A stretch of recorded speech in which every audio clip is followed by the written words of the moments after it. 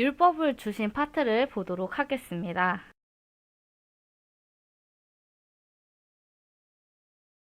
율법을 주신 것에서는 시내산 현현, 율법과 규정들, 언약, 체결을 이야기하고자 합니다.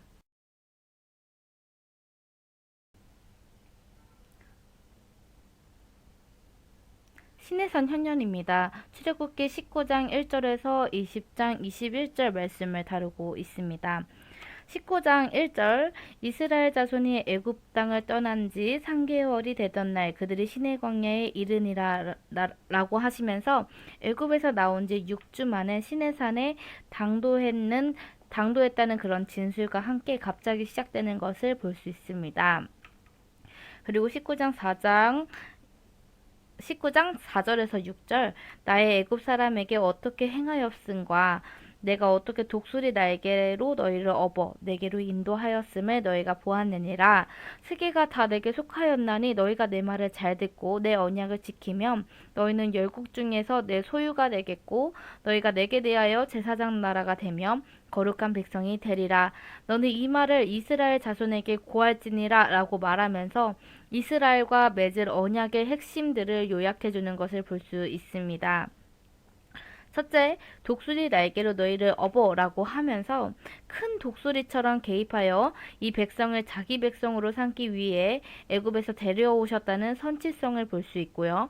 둘째, 말을 잘 듣고에서 이제 계시하실 언약, 율법을 순종으로 반응해야 하는 것을 말을 하고 있습니다. 또한 셋째, 내 언약을 지키면 이라고 하면서 순종의 보상으로서 하나님과의 더 깊은 교제가 될 것이라는 것을 말하고 있습니다. 넷째, 이스라엘이 모든 나라를 향하여 제사장 역할을 함으로써 하나님과의 친밀한 관계가 세상 모든 사람들에게 유익이 될 것을 말을 합니다. 이렇게 제사장은 하나님의 뜻을 선포하고 사람들을 위해 기도하고 그들을 대신하여 희생제사를 드리는 일을 하게 되는데 이것이 바로 이스라엘이 주변 나라들을 위해 해야 하는 일임을 말하고 있습니다.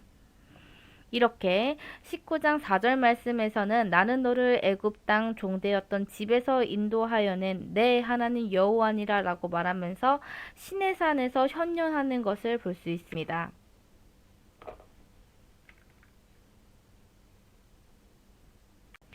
둘째는 율법과 규정들입니다. 십계명은 십계라고 불리는데 하나님께서 모세에게 말씀하신 것이지만 하나님이 손가락으로 쓰신 것입니다. 이는 십계명의 영광과 전적인 권위에는 유일무이한 가치가 있다라는 것을 표현합니다. 이 십계명은 첫째 계명부터 넷째 계명까지는 하나님을 향한 의무를 다루고 있고요. 나머지는 이웃을 향한 책임의 의무를 다루고 있습니다.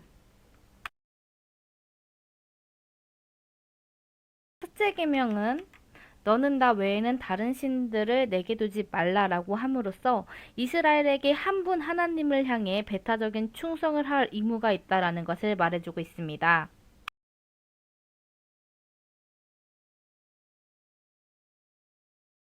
신명기 6장 4절 말씀입니다. 이스라엘아 들으라 우리 하나님 여호와는 오직 하나인 여호와시니 라고 함으로써 아침과 저녁에 암송하는 유대인들의 신조의 첫 행이 되는 것을 볼 수 있습니다.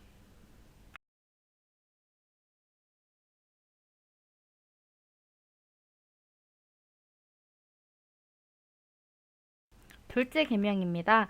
너를 위하여 새긴 우상을 만들지 말고 또 위로 하늘에 있는 것이나 아래로 땅에 있는 것이나 땅 아래 물속에 있는 것에 어떤 형상도 만들지 말며 그것들에게 절하지 말며 그것들을 섬기지 말라. 이 계명은 우상숭배의 금지, 성경의 중심 사상이기도 합니다. 이 명령은 경배할 목적으로 형상을 만드는 것을 금하고 있는 것이고 성막과 성전은 그룹처럼 아주 많은 예술 작품을 담고 있으며 본문이 분명히 허락하고 있음을 볼 수 있습니다.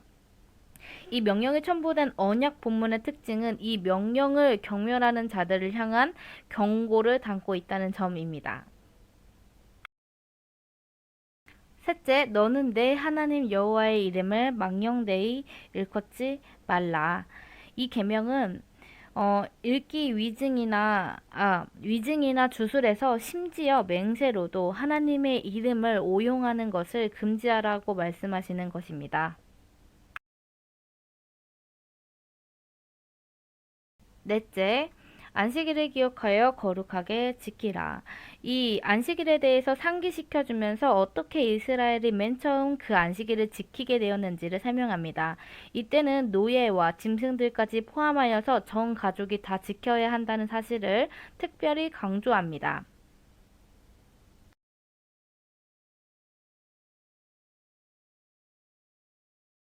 다섯째, 내 부모를 공경하라. 인간을 향한 계명에서 첫 계명이 되고 있습니다. 그것은 인간의 가장 기본적인 의무이기 때문이 아니라 자녀들을 향한 부모의 역할과 권위는 인간을 향한 하나님의 권위와 역할을 말해주고 있기 때문입니다. 이것은 하늘의 하나님을 공경하고 다른 한편으로는 땅의 부모를 공경함으로써 보답하라는 말이 됩니다.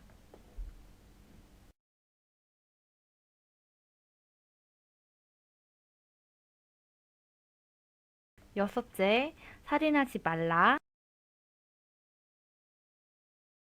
일곱째, 간음하지 말라. 여덟째, 도둑질하지 말라. 아홉째, 내 이웃에 대하여 거짓 증거하지 말라라고 하면서 앞선 범죄들이 뒤에 나오는 죄들보다 더 중요하게 처리된다는 것을 볼 수 있어요. 마지막 계명, 내 이웃의 집을 탐내지 말라. 이는 마음의 범죄 또한 다루고 있기 때문에 법정으로 세울 수도 없었음을 말을 합니다. 즉 십계명이 이스라엘의 법조문 그 이상의 의미가 있고 구약 성경의 기본적인 신학적 도덕적 원리의 징수임을 말하고 있습니다. 이 법들과 규칙들은 십계명 말고도 법적 자료들이 매우 다양함을 볼 수 있는데 출애굽기 20장 22절에서 23장 33절에서 세세히 다루고 있는 부분을 언약서라고 불립니다. 첫 부분에서는요, 예배에 대한 몇 가지 규칙들을 제시하고, 둘째 부분에서는 교리론적인 법이 무엇인지, 그리고 도덕적이고 종교적인 명령들은 무엇인지, 위협이나 약속으로 끝나는 내용들은 무엇인지들을 살펴봅니다.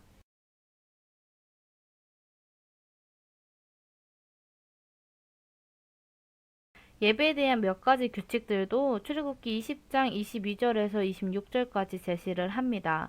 23절 나를 비겨서 은으로나 금으로나 너희를 위하여 신상을 만들지 말고는 우상 금지. 내가 내게 돌로 제단을 쌓거든 다듬은 돌로 쌓지 말라. 내가 정으로 그것을 쪼면 부정하게 함이니라. 다듬은 돌 제단 금지. 너는 층계로 내 제단에 오르지 말라. 내 하체가 그 위에서 드러날까 함이니라. 층계로 단에 오르는 것 금지. 이렇게 어, 법정 결정이나 원리들을 모아놓고 있습니다. 이것을 사례법이라고도 말을 합니다. 이 사례법들은 심각한 율법 위반 사항을 다루고 있음을 말해줍니다. 그래서 구약 사회의 가장 극단적인 잘못을 제어하기 위해 제정된 것일 뿐 그 사회의 이상을 정의하고 있는 것은 아닌 것을 볼 수 있습니다.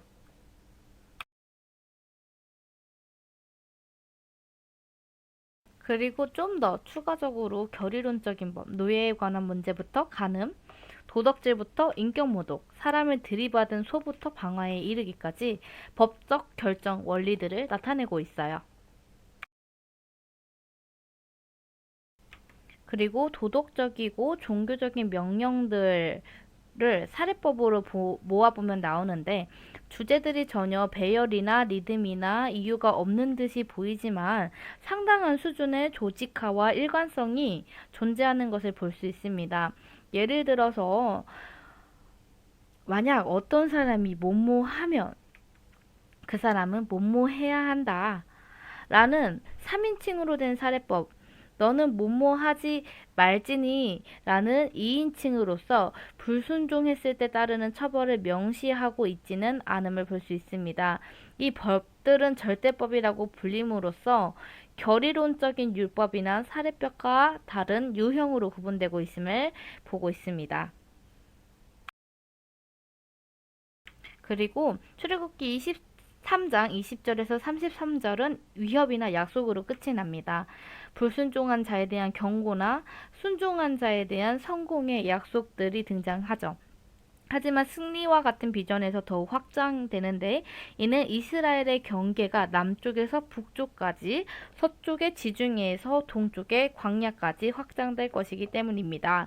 이것은 장래에 대해서 이스라엘이 율법에 전적으로 충성하는지 안 하는지에 따라 장밋빛 비전의 성취 여부가 결정됨을 말하고 있습니다.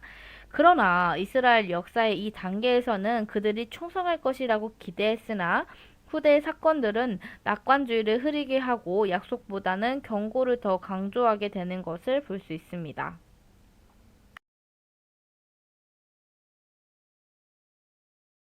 그리고 이제 언약 체결을 보도록 할게요. 여호와의 모든 말씀을 우리가 준행하리이다. 출애굽기 24장 7절 말씀입니다. 하나님의 임재를 상징하는 제단, 이스라엘의 12지파를 상징하는 12기둥, 하나님과 이스라엘을 신성한 일치로 결합, 이 부분인데요. 산 위에서의 하나님의 등장으로 너무나 두려워서 아무도 올라가려고 하지 않는데 이때 모세와 아론과 아론의 두 아들과 70장로가 산 위로 올라오라는 명령을 받습니다. 그래서 그들이 하나님의 영광의 비전을 보는 특권을 누리는데 이것은 신과 인간의 관계에서 언약 체결의 결과로 가능해짐을 볼 수 있습니다. 이 의식에서 이스라엘은 모든 언약 조건에 그 24장 7절 그 아래에 있는 지금 읽어드린 거 있죠? 이것들에 대해서 동의를 합니다. 그리고 12재단을 세워지고 언약 체결 의식을 통해서 하나님과 이스라엘을 신성한 일치로 결합시켜주고 이스라엘의 제사장과 장로들이 산 위로 올라가 여호와를 뵐 수 있게 해주었음을 볼 수 있습니다. 그렇지만 장로들은 그 정상 가장 거룩한 곳까지 올라갈 수는 없었고 모세만 올라갈 수 있었다고 합니다. 그래서 모세가 십계명이 새겨진 돌판을 거기서 받았다는 것을 말하고 있죠.